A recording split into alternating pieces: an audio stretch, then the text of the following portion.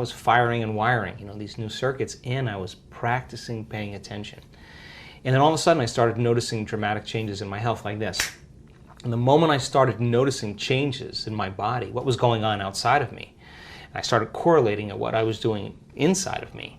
Now I was just hooked, and I just started doing it with more passion and more sincerity. Anyway, back on my feet in 10.5 weeks, back training at 12 weeks, back in my clinic, and I just made a deal with myself that if I was ever able to walk again, I'd spend the rest of my life studying the mind-body connection and mind over matter. And then that led me to just stop everything in my life. I just wasn't the same guy. I'd just been initiated into something, and sold my practice, sold my home. You sold it all. Sold it all, moved to the Northwest, and just started asking bigger questions like, who am I? Why am I here? What are we doing? What happens when we die? And how did all this happen for me? What was the process? I started studying the science behind it, and I couldn't find it in any conventional textbooks because this was unconventional, right? And Miraculous is kind of unconventional.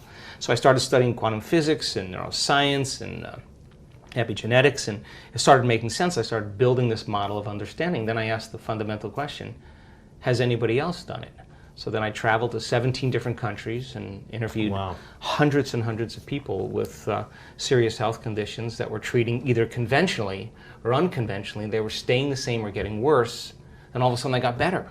So what was the cause that produced the effect, And the stories and what I learned was so amazing. I went back to school and studied neuroscience, because mind was such a strong element. It wasn't diet, it wasn't celibacy, it wasn't any of those things. It was just really this element. And so then I was able to figure out that there were 4 common things. And then I wrote a book about it, and then I thought, God, if this works really on people that were sick and are better, and they come from all walks of life, all colors, all races, all genders, sexual preferences, but all of a sudden, I wanted to see if I was able to reproduce it. So then I started seeing, okay, let's see if we can teach this, be able to reproduce the outcome, because that's science, right? So I went through about... What were the 4 common things? The first one was that they all believed and accepted that there was an intelligence that lived within them that was giving them life. And these people you interviewed who had had injuries that overcame them? No, these are people with cancer, MS, lupus, Parkinson's disease. Who got better? Yeah, just spontaneously. It's called a spontaneous remission.